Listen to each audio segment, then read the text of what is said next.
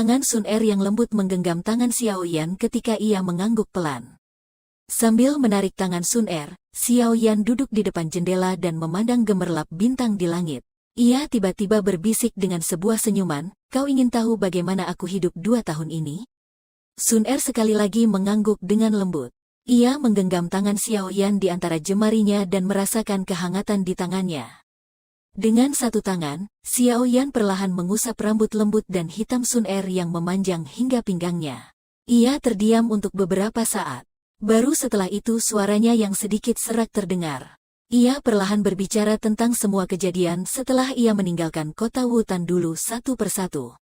Tentu saja ia memilih untuk melewatkan secara samar hubungan yang ia miliki dengan beberapa wanita dalam kurun waktu ini, api surgawi, dan hal lain yang harus dijaga rahasianya.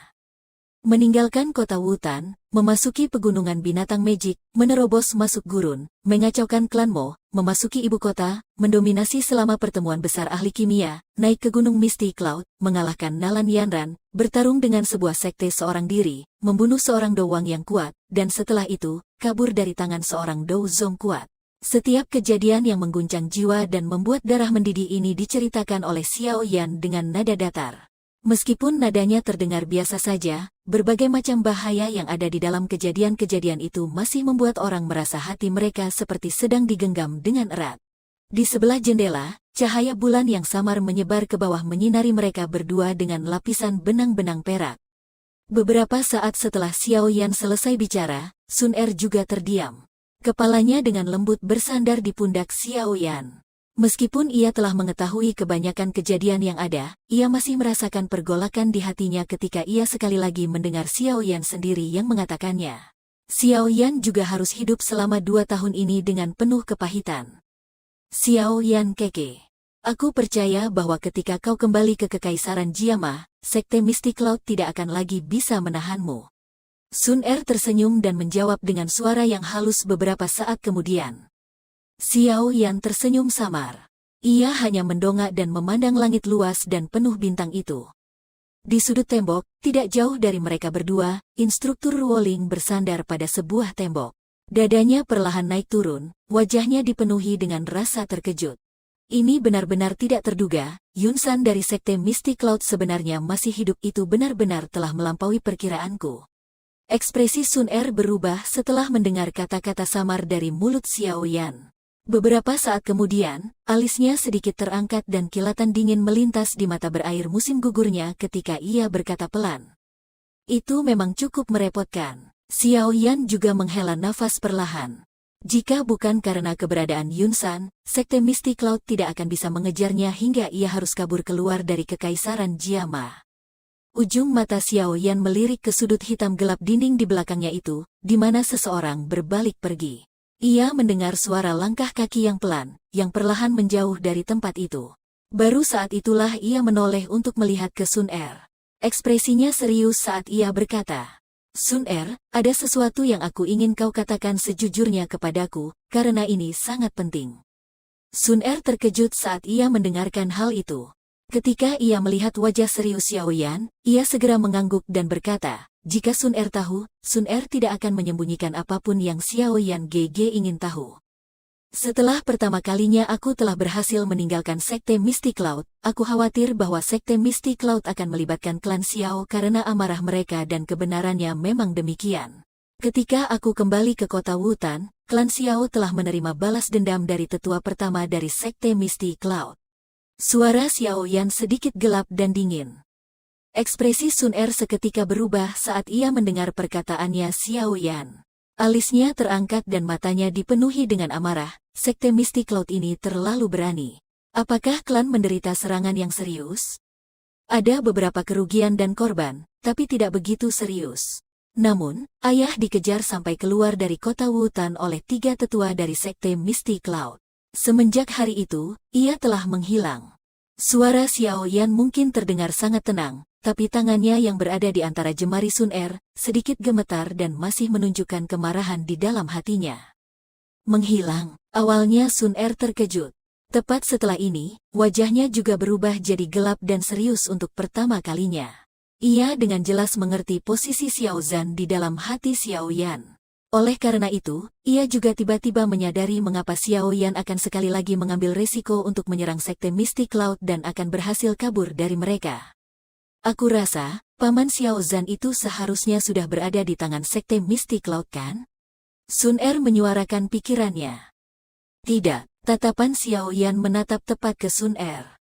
Ia menggelengkan kepalanya dan perlahan berkata, tetua pertama dari Sekte Mistik Laut yang mengejar ayah, sudah kubunuh. Sebelum ia mati, ia mengatakan bahwa saat ia mengejar ayah, ayah seketika menghilang dengan aneh. Menghilang? Itu benar. Ia menghilang tepat di depan mata tetua kepala dari Sekte Mistik Laut yang sedang mengejarnya. Mata Xiao Yan terfokus pada wajah Sun Er dan perlahan mengatakan, aku rasa, ayah mungkin tidak menghilang dengan sendirinya. Tetapi ia telah ditangkap oleh seorang yang kuat dan misterius.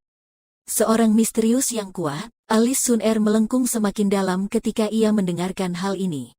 Ia mengangkat kepalanya untuk menatap Xiao Yan, sambil berkata, apa yang Xiao Yan GG ingin tanyakan ke Sun Er? Sun Er, aku tahu kau bukanlah seseorang dari klan Xiao dan latar belakangmu juga sangat kuat. Aku tidak tahu persis seperti apa hubungan antara faksi di belakangmu dengan klan Xiao, tapi aku mempunyai sumber informasiku sendiri. Karena itu, aku rasa menghilangnya ayah mungkin ada hubungannya dengan faksi di belakangmu. Aku percaya padamu. Hal ini tidak ada hubungannya denganmu. Namun, aku butuh bukti bahwa ayahku selamat. Jika tidak, aku tidak akan bisa makan dan tidur dengan tenang. Xiao Yan seketika memegang tangan Sun Er sambil ia berkata dengan suara berat. Perkataan Xiao Yan membuat wajah Sun Er berubah sedikit. Beberapa saat kemudian, ia menggelengkan kepalanya dan berkata dengan sikap sangat tenang, bukan seperti itu kejadiannya. Pasti bukan mereka. Mereka dan klan Xiao mempunyai peraturan tertentu. Karena itu, mereka pasti tidak akan melakukan sesuatu yang kurang ajar seperti menangkap seseorang dengan paksa. Kekuatan mengikat ketentuan semacam ini tidaklah sesederhana seperti yang kau bayangkan. Karena itu, bahkan jika ada seseorang di antara mereka yang melakukan ini, ia akan menghadapi penolakan yang besar. Terlebih lagi karena orang itu dapat menangkap Paman Xiao Zhan di depan seorang doang tanpa membiarkan siapapun mengetahuinya, kekuatan orang itu setidaknya sekelas Dou Huang. Dalam kurun waktu ini, aku belum menerima berita mengenai hal ini. Bukan, terkecuali diriku sendiri, tidak ada satupun di klan Xiao yang bertemu dengan orang kuat sekelas Dou Huang. Apa gunanya orang kuat lainnya, yang entah kenapa menangkap ayahku? Yang aku ketahui, hanya faksi di belakangmu yang mempunyai hubungan dengan klan Xiao. Saat ini merekalah yang memiliki kekuatan seperti itu. Saat ia mengutarakan tebakan di hatinya, tangan yang Xiao Yan gunakan untuk memegang tangan Sun Er tiba-tiba menjadi semakin erat. Ada tambahan kemarahan di dalam suaranya. Xiao Yan GG, Sun Er benar-benar tidak berbohong padamu. Faksi di belakangku memang tidak memiliki keterkaitan dengan klan Xiao. Saat ini aku tidak bisa memberitahumu alasan dan rincian di baliknya. Karena jika aku memberitahumu, hal ini hanya akan merugikanmu. Namun mengenai permasalahan Paman Xiao Zhan, Sun Er pastikan hal ini tidak dilakukan oleh mereka. Raut wajah Sun Er yang tadinya tenang, seketika runtuh saat ia melihat wajah Xiao Yan yang menunjukkan sedikit amarah. Ia tidak bisa menahan untuk berbicara dengan nada yang tersinggung. Melihat wajah Sun Er yang terlihat mengeluh, Xiao Yan perlahan mengembalikan ketenangannya. Tangannya perlahan menggaruk kepalanya dan ia menghela nafas panjang sambil menggumam. Sepertinya, ada beberapa rahasia di dalam klan Xiao yang aku belum tahu. Baiklah, karena kau tidak ingin berkata apapun, aku tidak akan memaksamu. Jika itu benar-benar seperti yang kau katakan dan ini bukanlah perbuatan dari faksi di belakangmu, aku takut bahwa Sekte Mistik Laut akan tetap menjadi tersangka terbesar. Sekte itu tampaknya tidak sesederhana yang seperti orang lain pikirkan. Baiklah, kau bisa kembali dan beristirahat. Masih ada kompetisi kualifikasi besok. Untuk sementara waktu, kesampingkan masalah tentang ayah. Walaupun aku tidak yakin dengan keadaannya sekarang, mudah-mudahan hidupnya tidak dalam bahaya. Aku harus secepatnya memulihkan kekuatanku. Jika tidak, bahkan jika aku bisa berhasil menemukan jejak ayahku ke depannya, aku takut bila aku juga tidak mempunyai kekuatan untuk menyelamatkannya. Xiao Yan menoleh ke belakang dan melihat Sun Er. Ia menepuk kepalanya, tersenyum, dan berbicara dengan nada yang menghibur. Aku akan mencari seseorang untuk membantuku menyelidiki masalah ini dan akan segera memberitahumu jika aku mendapatkan petunjuk apapun. Sun Er menganggukkan kepalanya.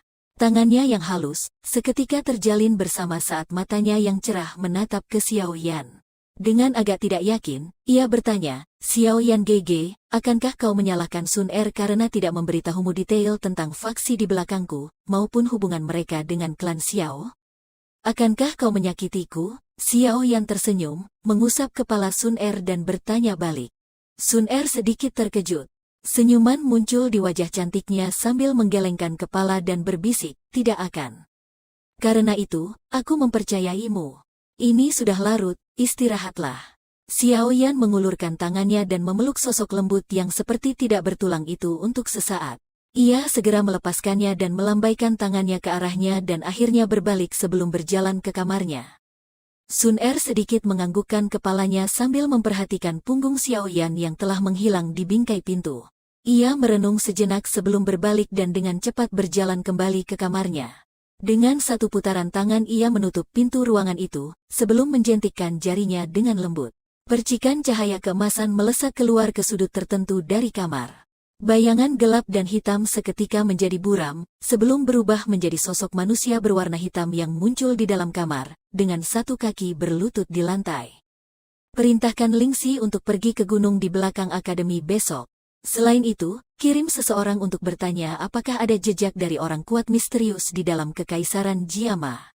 Selain itu, aku membutuhkan semua informasi terkait sekte Mystic Cloud. Wajah Sun Er tenang saat ia menatap ke bayangan hitam itu. Suaranya jelas dan dingin saat ia memerintah. Bayangan hitam itu tidak menyuarakan perlawanan ketika ia mendengar perintah Sun Er. Setelah itu, terdengarlah suara pelan seorang perempuan, baik Xiao Jie. Kemudian, tubuhnya terombang-ambing dan sekali lagi berubah menjadi bayangan hitam, yang menyatu dengan kegelapan sebelum seutuhnya menghilang. Sun Er perlahan menghela nafas lega ketika ia melihat bayangan hitam itu menghilang. Suara menggumam pelannya terdengar di dalam kamar, siapa yang sebenarnya melakukan ini? Ia benar-benar mengincar Paman Xiao Zhan.